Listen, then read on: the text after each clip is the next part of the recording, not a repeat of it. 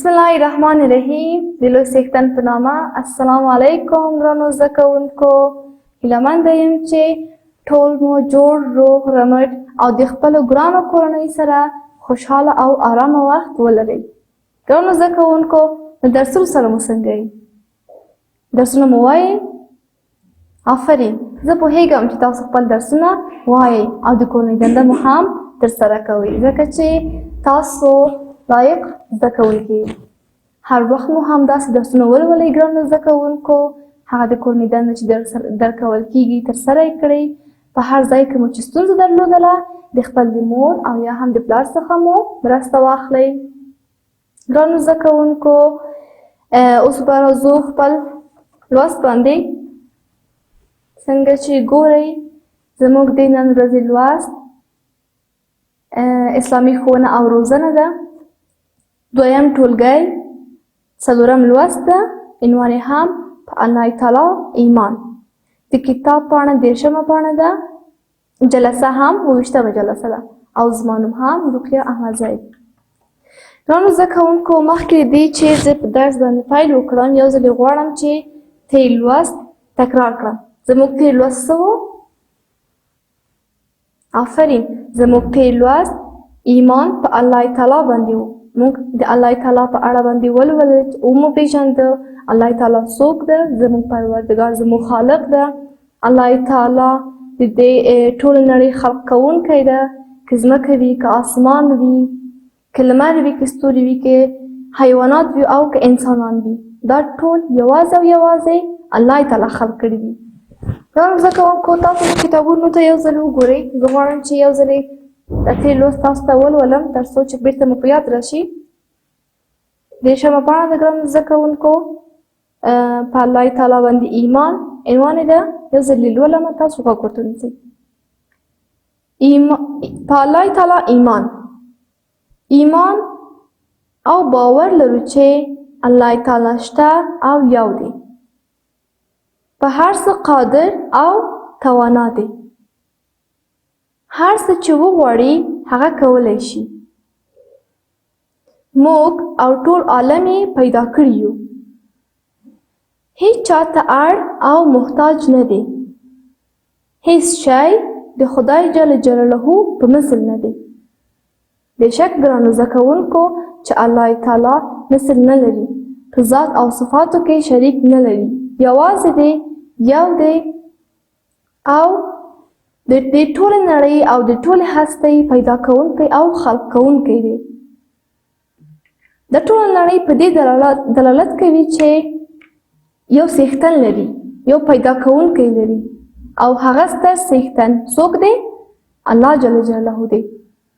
موږ ټول د الله جل جلاله بندگان یو. په الله تعالی باندې باور او ایمان لرو. الله جل جلاله موږ ټول د څه لپاره پیدا کړي یو؟ د عبادت لپاره پیدا کړي یو او موږ هم د الله تعالی عبادت کوو او په هغه باندې ایمان لرو، د هغه په قدرتونو باندې ایمان لرو. که نو ګرانو زده کوونکو، اوس راځئ چې خپل نوی لوست مو پیل کړو. زموږ نوی لوست د الله جل جلاله د صفاتو په اړه ده. نن به موږ د الله جل جلاله صفاتونه ولولو، پوه به شو چې الله جل جلاله کوم صفتونه لري او زده به یې کړو. ګرانو زده کوونکو، الله جل جلاله ډېر صفتونه لري.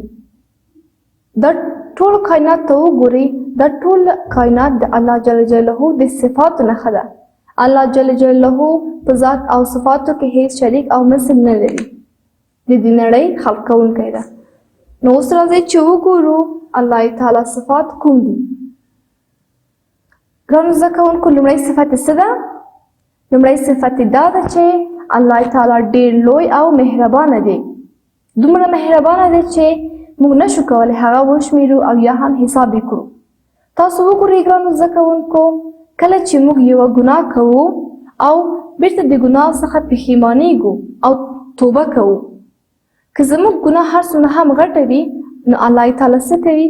زموږ دا ګناوې بخي. دا هم د الله تعالی د مهربانۍ یوه نښه ده، یو صفت دی. دویم صفت یې څه دی ګرانو زده کوونکو؟ دویم صفت یې دا ده چې په هر څه قادر او توانا دی. که هر څه وغواړي کولی شي. له دې چې د چا نه مرسته واخلي.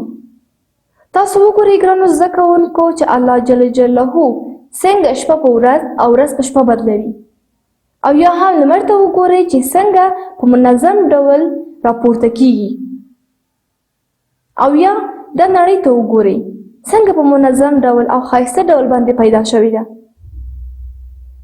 ګرانو زده کوونکو آیا تاسو کله هم دا فکر کړی دی چې دا ټول څوک بدلوي؟ دا نړۍ په دومره ښایست باندې څوک خلقوي؟ البته چې الله جل جلاله دی چې دا ټول کارونو باندې قادر دی او دا ټول کارونه په یوازې باندې کولی شي. په دې ټول کارونو باندې توانمند دی. آیا بل څوک هم دا کولی شي؟ البته چې نه. یوازې او یوازې الله جل جلاله داسې کولی شي. یوازې او یوازې الله جل جلاله په دې کار قادر او توانمند دی چې دا ټول کارونه وکړي، او موږ د الله جل جلاله په دغه قدرتونو باندې باور لرو او ایمان لرو.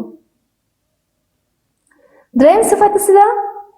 دریم صفت دا ده چې په ذات او صفاتو کې شریک نه لري، او هیڅوک د الله جل جلاله مشابه نه دی. هیڅ مخلوق د الله جل جلاله مشابه نه دی. ګرانو زده کوونکو هیڅ جوړ شوی شی د خپل جوړونکي خاصیت نه لري. د خپل جوړونکو مشابه هیڅ کله نه وي. دلته غواړم چې تاسو ته یو مثال درکړم. یو ترکان غواړي چې د لرګیو څخه یو کړکۍ جوړه کړي. نو تاسو ووایئ چې آیا دا کړکۍ د ترکان یا د نجار د صفاتو سره مشابه ده؟ هیڅ کله نه، ځکه چې کړکۍ ده او ترکان هم ترکان ده. همدارنګه الله جل جلاله هم هیڅ کله د خپل مخلوق او د خپل جوړ کړي هستۍ سره هیڅ شباهت نه لري. نو دا ویلی شو چې الله جل جلاله په ذات او په صفاتو کې هیڅ شریک نه لري. یو دی او د ټول نړۍ خلق کوونکی دی. څلورم صفت څه ده؟ څلورم صفت ده چې تل او همیشه ژوندی دی. فنا کېدل نه لري. همیشه به وي. پرته له الله جل جلاله څخه نور هر څه فنا کېدونکي دي. په دې اړه ویلی شو چې الله جل جلاله هیڅ کله نه مري. ټول نړۍ به فنا شي، خو الله جل جلاله به هیڅ کله فنا نه شي. بل صفت څه دی ګرانو زده کوونکو؟ بل صفت دا ده چې وایي الله جل جلاله یو دی، نه له چا څخه زیږېدلی او نه یې څوک زیږولی دي. په قرآن کریم کې هم داسې ویل شوي دي. تاسو د اخلاص سورې ته وګورئ. په اخلاص سوره کې څه ویلي دي؟ تاسو د اخلاص سوره پیژنئ ګرانو زده کوونکو کومه سوره ده؟ البته چې پیژنئ، ځکه چې تاسو دوهم ټولګی شاګردان یې او دا به مو لوستلي وي. خو زه یو ځل غواړم چې بیا هم درته ووایم او د الله جل جلاله یووالی دلته تاسو ته وښیم چې الله جل جلاله یو دی، نه د چا څخه زیږېدلی او نه یې څوک زیږولی دي. تاسو ورته غوږ ونیسئ، زه درته وایم او معنا کوم. بسم الله الرحمن الرحیم. قل هو الله احد. وایي چې ووایه الله جل جلاله یو دی. الله الصمد. الله جل جلاله بې نیازه دی. لم یلد ولم یولد. نه له چا څخه زیږېدلی دی او نه یې هم څوک زیږولی دي. ولم یکن له کفوا احد. او په ذات او صفاتو کې شریک نه لري. هیڅوک د الله جل جلاله مثل نه دی. ګرانو زده کوونکو موږ هم په دې باور لرو چې الله جل جلاله یو دی. بل صفت څه دی ګرانو زده کوونکو؟ الله جل جلاله د ټولې نړۍ اداره کوونکی دی. د ټولې نړۍ اداره کوونکی دی. دا ټوله نړۍ الله جل جلاله اداره کوي. ګرانو زده کوونکو په دې اړه غواړم چې یو لنډه کیسه درته وکړم. یوه ورځ څو نفران وو چې هغه کافر وو. د ابو حنیفې خواته راغلل او د الله تعالی په اړه یې ورنه یو څو پوښتنې وکړې. د هغوی موخه دا وه چې ابو حنیفه په زړه کې شک واچوي او ورته ووایي چې الله جل جلاله نشته، یعنې الله جل جلاله په دې نړۍ کې نشته. ابو حنیفه ورته وویل زه په یو عجیب اتفاق باندې بوخت یم. هغه نفرانو ورته وویل چې په کوم اتفاق باندې بوخت دی؟ ابو حنیفه ورته وویل ما ته یو چا خبر راکړی چې دلته یوه کښتۍ ده چې هیڅوک د هغه په منځ کې نشته. دا کښتۍ په خپله باندې یو ښار نه بل ښار ته ځي او په خپله باندې سامان څه کوي؟ انتقالوي.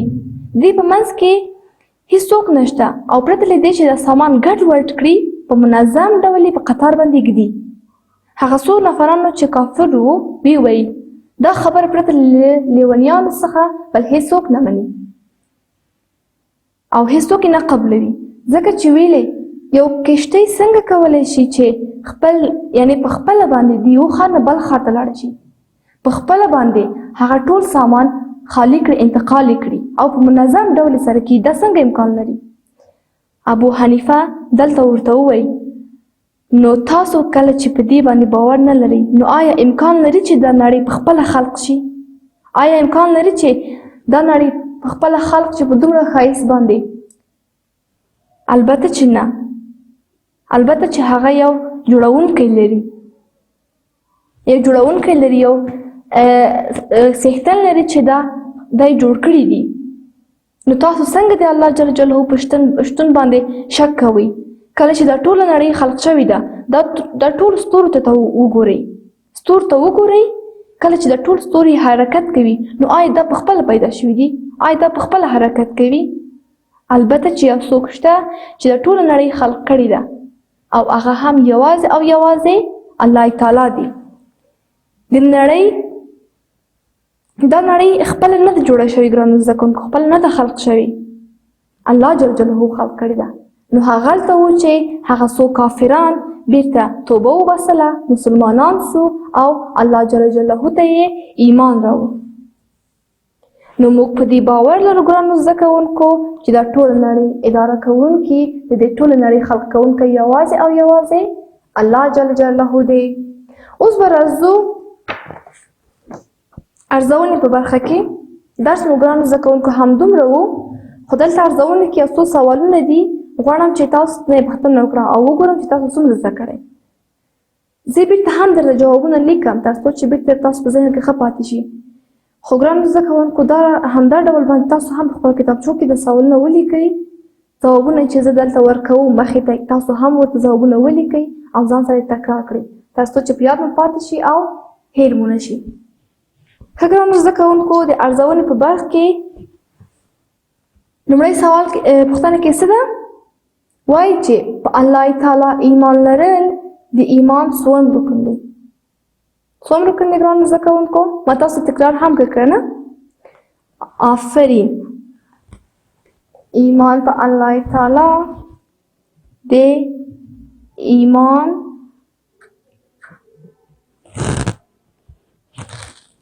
لومړی رکن دی، لومړی رکن دی.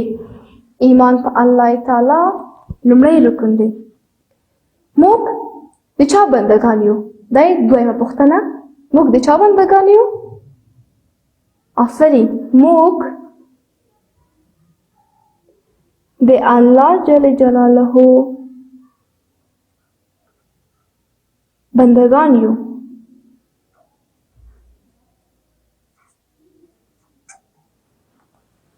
موږ د الله جل جلاله بندگان یو. ګرانو زده کوونکو درېیمه پوښتنې ته راځو. په درېیمه پوښتنه کې لیکل شوي دي چې د ټولې نړۍ پیدا کوونکی څوک دی؟ د تاسو وویل که نه ګرانو زده کوونکو او باور لرم چې تاسو هم دا زده کړی دی. د ټولې نړۍ پیدا کوونکی الله جل جلاله دی. الله جل جلاله دی. د ټولې نړۍ پیدا کوونکی یوازې او یوازې الله جل جلاله دی. یوازې او یوازې الله جل جلاله په دې قادر دی چې ټول نړۍ پیدا کړي او د ټوله نړۍ خلق کړي. ښه نو ګرانو زده کوونکو دا اوس زموږ د نن ورځې لوست. هیله مند یم چې ښه مو زده کړی وي، بیا یې هم ځان سره څو ځلې تکرار کړئ تر څو چې ښه مو زده شي. نو تر راتلونکي لوست پورې تاسې په لوی او بښونکي خدای باندې سپارم. الله مو مل شه. ښه وخت.